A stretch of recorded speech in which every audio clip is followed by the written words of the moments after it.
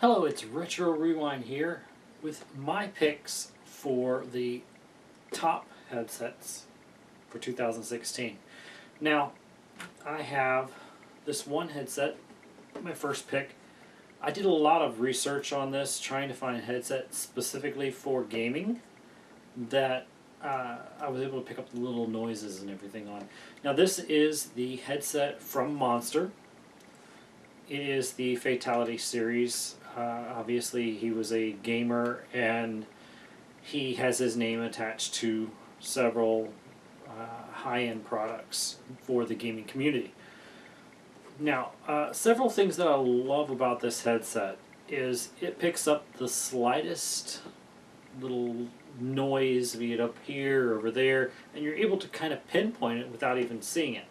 So you don't even really have to be playing the game with your eyes open. You could, if you wanted to, shot them, and you can actually hear them coming around the corner, hear them up above you. So it was kind of nice for that effect. Just, it helps you out so much.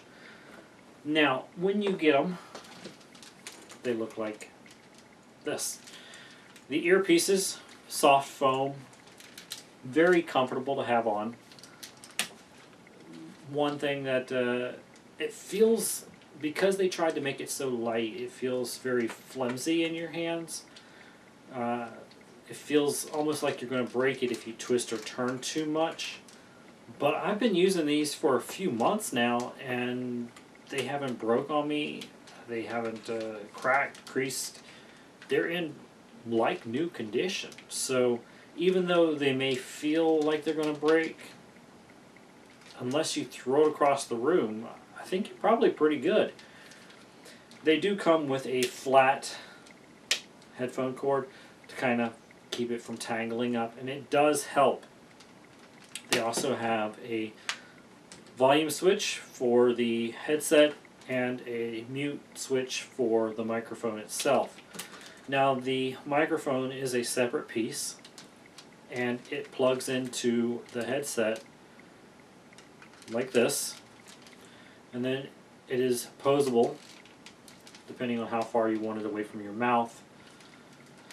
So that does not make it nice, because, you know, hey, if you remove it, it looks like a regular set of headphones that you could be walking down the street with. You put it in, your gaming mode, you're good. All around, very nice headset. Now, this headset is a little expensive. It'll run you about $100. I purchased this one from a blue box retailer, and so far I've been pretty pleased with it. Now, the only downfall that I see is that because it's engineered to pick up on for gaming experiences, it's not that great for home audio, for music, for movies. They bit some of the bass, and you had kind of like an echo effect if you were listening to music. So great for gaming, but not terrific for audio. So if what you're looking for is a gaming headset, I do recommend these. Again, they're from Monster, and it is the red box like that. Okay, on the other list was this brand new headset that just came out about a week ago, I believe. It's one of the first headsets that are available for the PSVR. Virtual reality. Now, what I did not realize was that when you purchase a PlayStation VR, it has no sound. No speakers on the side of the headset, so you're going to be listening to the sound coming out of your TV, which could be disorienting. So what they did is they reached out to third party, and I believe there's some first party headphones as well that will be compatible with the PSVR. Overall construction feels a lot more rigid than what the Monster does, so you are going to have a little bit more weight when it comes to these. Now, this construction I do like. First of all, I was like, I don't like the design too much. It looks weird with this piece here in the middle. But then once you put them on, you realize that this headband actually keeps the plastic from touching your head. that was actually pretty nice compared to the standard, hey, foam on the plastic, you know, to let it relax there. This kind of conforms to your head. Now, each one of the heads, I'm going to call them earbuds, headbuds, does remove. And it has an adjustable 3-setting bracket on the side. So you can remove this one or this one to move it up or down depending on how long your head is. The earpieces, very soft foam.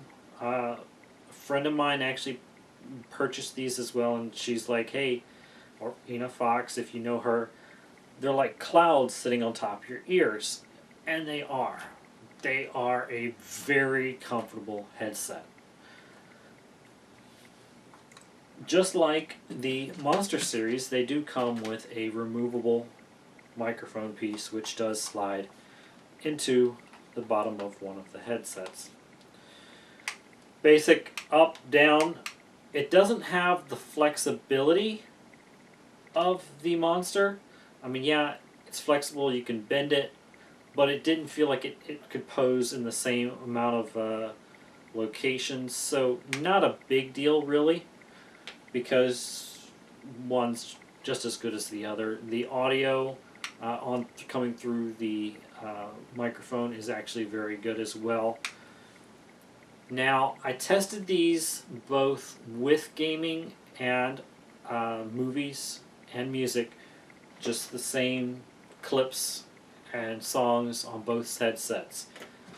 These had a noticeable difference and improvement on audio, music, on the audio from movies, of course because it wouldn't be picking up video, but they are a good all-around for whatever you need them for, really. These were a surprisingly good headset. I have a pair of Turtle Beaches that XO4s that were also good, but they weren't as good as this headset picking up gaming noises. So if you need a headset for gaming and the occasional MP3, the occasional YouTube video, the occasional movie, this is your bet. Now, there were a few downfalls to this. The biggest downfall I could see is that it does not come with a volume slider like the Monster did. So whenever you had to adjust the volume, you had to go into the menu and do it. Or it works for the Xbox as well.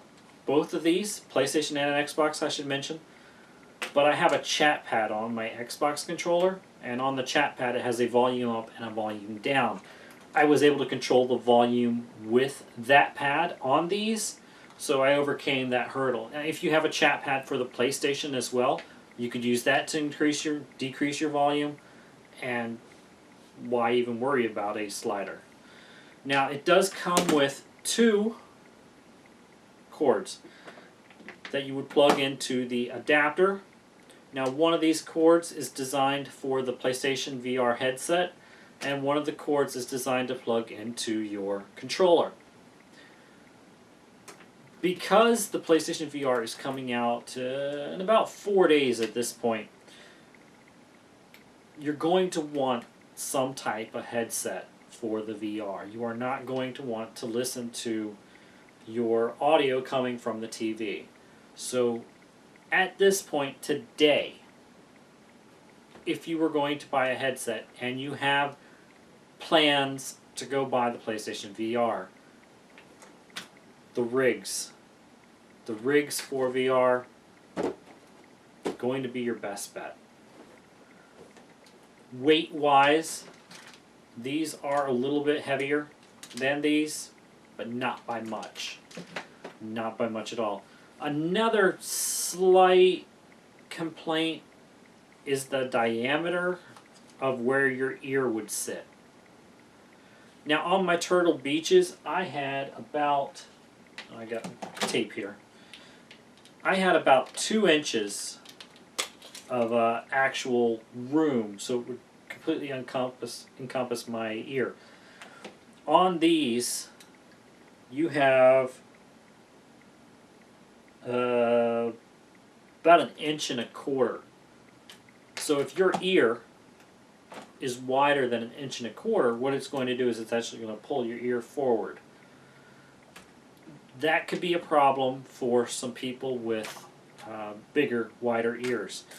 Now this, even though I'm claiming it as a downfall, it could be actually a great design. Reason being, if your ears are cupped out like that, you're able to pick up noises much better. It's kind of like all the noise just funneling in your ears. So what it's doing is when you put these on, the noises, you're picking up more audio, more sound. So really, even though I'm saying I didn't personally like it, it could be a real positive experience. These here, so we've got 1.25 inches there. On the Monsters, we've got about 1.5 inches.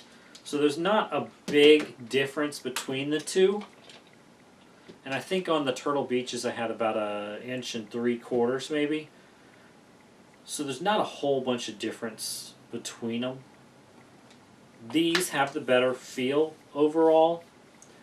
Now I will say that they are not noise reducing headphones, so you can still hear what's going on in the room, which in my case is good because I want to hear if somebody's calling my name, I want to hear if the phone rings or something.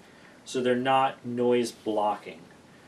You can still pick up audio from around you. But far as for gaming and the occasional YouTube movies, check out the rigs. Do yourself a favor. If you know a friend that has them, go to your friend's house, try them out, see how they feel. There are several stores that actually have them on display that you're able to go to and see how they feel on you. They're going to feel good on the top of your head. They're also going to feel good around your ears. The only light thing, like I said, if you have really wide ears, then they might be a little uncomfortable, so that might be your only point of concern. Other than that, these are two terrific headsets for 2016. I'm kind of anxious to see what they do in 2017, but as far as gaming, they have come a long way in the past year.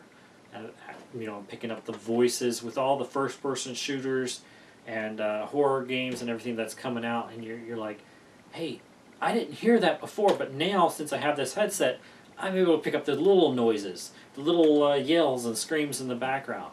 So you're actually able to pick up and experience the game a little bit better. So my top two choices for 2016, if you're planning on getting a VR, go with these. If you have no intentions of getting a VR, I would probably go with these. Again, both of them Xbox One and PlayStation 4 compatible. These advertise it. These only advertise PlayStation, but they did work. So, best of luck to you. I hope this review helped. If it did help and you would like to hear more reviews, see more reviews, click somewhere at the bottom of the video. It should be subscribe, and I'm going to try and do another video of things you need to get ready for when you get your PlayStation VR. What are you going to need? What should you have? What's required? What's not required? Things to look for. Things I'm looking forward to in the future. So I thank y'all for watching. Please catch us out on our Twitch videos and other YouTube videos. Please like and subscribe, and have a great day. Thanks.